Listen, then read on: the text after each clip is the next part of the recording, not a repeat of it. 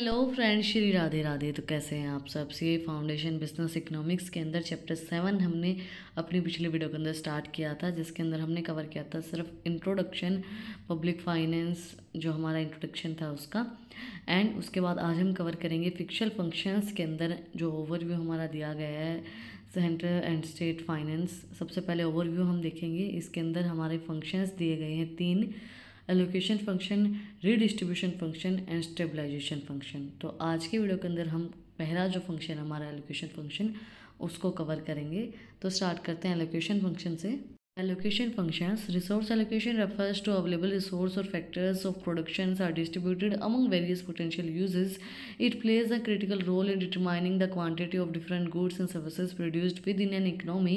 The challenge of resource allocation arises from the limited supply of resources in society constructed with the unlimited wants of its members, and furthermore any given resource can be utilized in multiple ways. Allocation function बहुत ज़्यादा ज़रूरी है। अब resource का allocate करना मतलब जो भी हमारे पास अवेलेबल रिसोर्सेज हैं उनको हम किस तरीके से डिस्ट्रीब्यूट करेंगे। बहुत से जो पोटेंशियल यूजेस हैं, मतलब एक जो हमारे पास अवेलेबल रिसोर्सेज हैं उनको हम किस तरीके से मतलब ऐसा कौन सा तरीका जिसके अकॉर्डिंगली हम उनको एलोकेट करें, जिससे हम उनको इफ़ेक्टिव तरीके से यूज़ कर पाएँ। जितना एफिशिएंट इफ़ेक्टिव तरीके से हम उनको यूज़ कर सकते हैं उतना हम उनको यूज़ कर पाएँ, वो काम करता है एलोकेशन फंक्शन। रिसोर्स को एलोकेट करने का कि भाई ये जो रिसोर्स है इसको हम अगर यहाँ यूज़ करते हैं तो ये पूरा इफ़ेक्टिव तरीके से यूज़ हो पाएगा।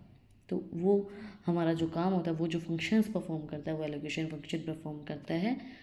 Efficiency and resource allocation, economic efficiency and resource allocation काम करता है हमारा एलोकेशन फंक्शन है। की function of economic system is the optimal allocation of scarce resource to ensure they are used effectively without waste. Economic efficiency until allocation resource to serve each individual is the best possible way minimize waste and inefficiency। जैसे मैंने आपको बोला, इसका पहला जो function होता है वो वही होता है इकोनॉमिक सिस्टम के अंदर ऑप्टिमल एलोकेशन किया जाए जो रिसोर्सेज हैं, क्योंकि बहुत से ऐसे रिसोर्सेज हैं जो स्केयर हैं, जो कम है हमारे पास, तो उनका बिल्कुल इफेक्टिव तरीके से एफिशिएंट तरीके से यूज़ किया जाए, जिससे जितना कम उसके उतने ज़्यादा कम वेस्टेज हो और सही तरीके से उन रिसोर्सेज को एलोकेट किया जाए, जिससे इंडिविजुअल बेस्ट पॉसिबल वे ढूंढ पाए, उसकी कम वेस्टेज हो और एफिशिएंट तरीके से वो यूज़ कर पाए।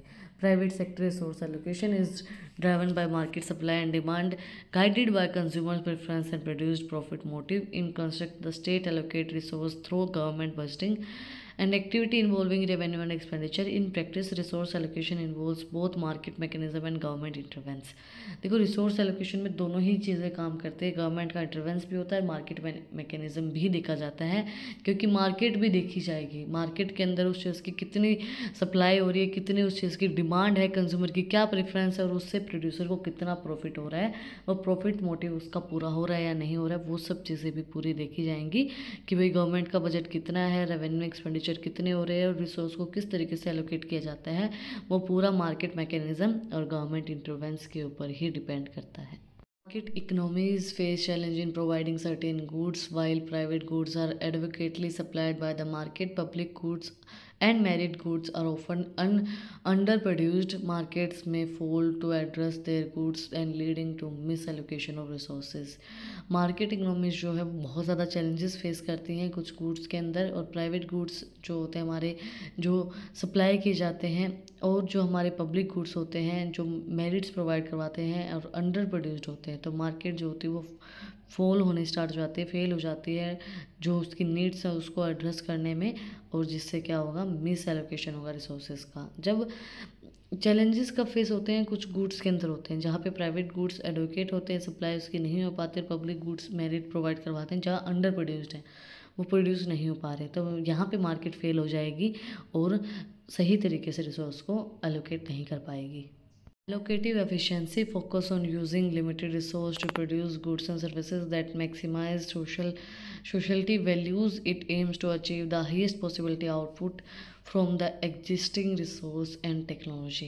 एलोकेटिव एफिशिएंसी जो होती है वो फोकस करती है पूरे लिमिटेड रिसोर्स को प्रोड्यूस करने में और जितना ज़्यादा मैक्सिमाइज हो उसके सोशल वैल्यूज़ को। इसका मेन एम वही होता है कि हाईएस्ट पॉसिबिलिटी आउटपुट आप कहाँ किस तरीके से निकाल सकते हो जो एग्जिस्टिंग रिसोर्स और टेक्नोलॉजी को यूज़ करके। मतलब इस तरीके से आप एलोकेट करें रिसोर्सेज को जिससे आप जो एग्जिस्टिंग रिसोर्स और टेक्नोलॉजी है उससे आप हाईएस्ट पॉसिबिलिटी आउटपुट जितना हो सकता है उतना आउटपुट आप निकाल पाए। Conditions for efficient resource allocation, क्या क्या कंडीशंस रहते हैं एफिशिएंट रिसोर्स एलोकेशन की।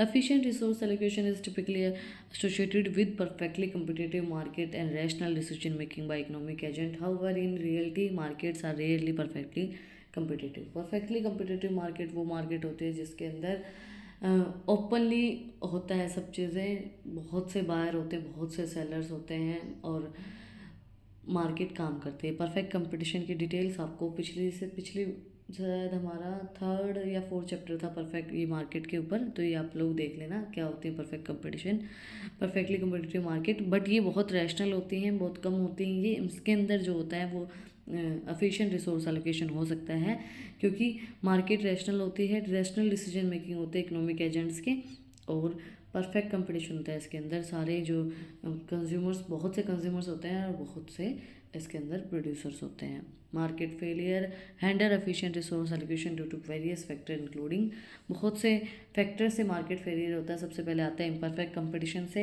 And the presence of monopoly power. अगर मोनोपोली पावर है तो हमारा इम्परफेक्ट कंपटीशन होगा और मार्केट फेलियर होगी, leading to understand and higher price compare to a competitive condition. Markets में struggle to regulate monopoly abuse.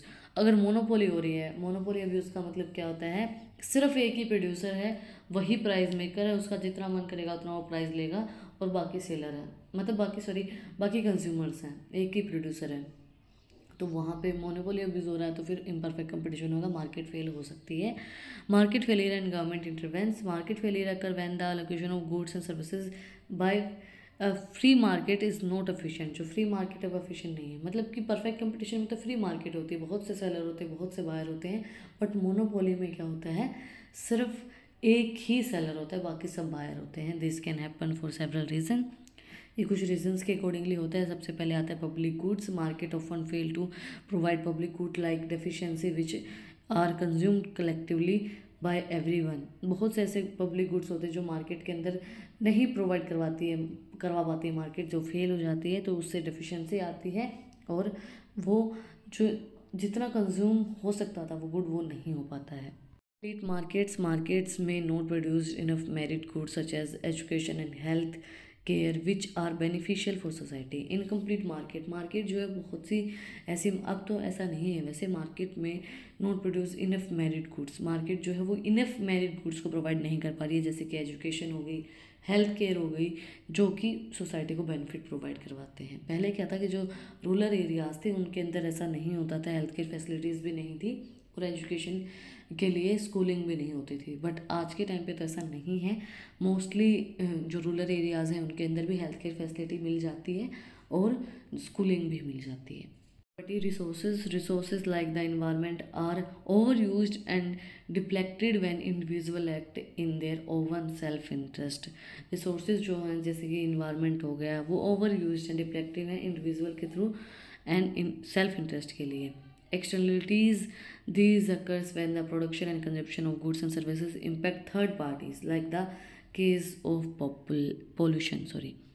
Externalities का मतलब क्या होता है, जो ये अक्कर होती है जो प्रोडक्शन और कंजप्शन से अलावा गुड्स को इम्पैक्ट करती है, जो थर्ड पार्टी होती है। एक तो प्रोडक्शन होगी, एक कंजप्शन होगी, थर्ड पार्टी क्या है, पोल्यूशन। अब पोल्यूशन हो गया, उससे सामान खराब हो गया, तो ये भी फैक्टर है एक।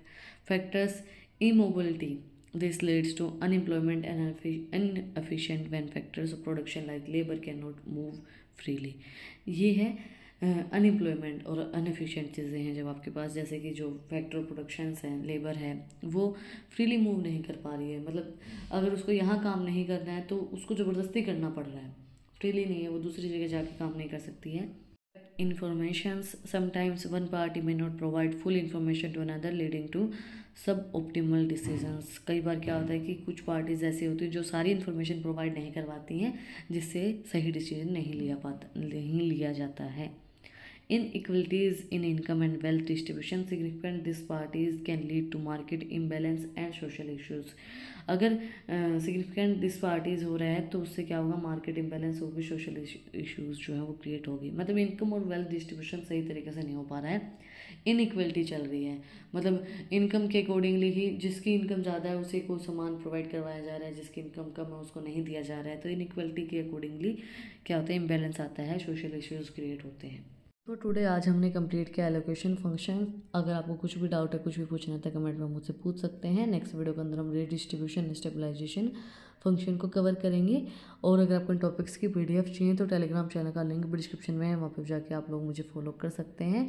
और भी अच्छी इंटरेस्टिंग रील्स को देखने के लिए इंस्टाग्राम चैनल का लिंक भी डिस्क्रिप्शन में है, वहाँ पर भी जाके आप लोग मुझे फॉलो कर सकते हैं। और यहाँ तक वीडियो को देख लिया है तो सब्सक्राइब बटन पर एक मुक्का मार दो और बेल आइकन प्रेस करो ताकि जो सबसे पहले अपडेट है वो आप लोग के पास आए। फिर मिलते हैं एक नए वीडियो के साथ, एक नए टॉपिक के साथ। Like share and subscribe. Thank you for watching my video and enjoy your life.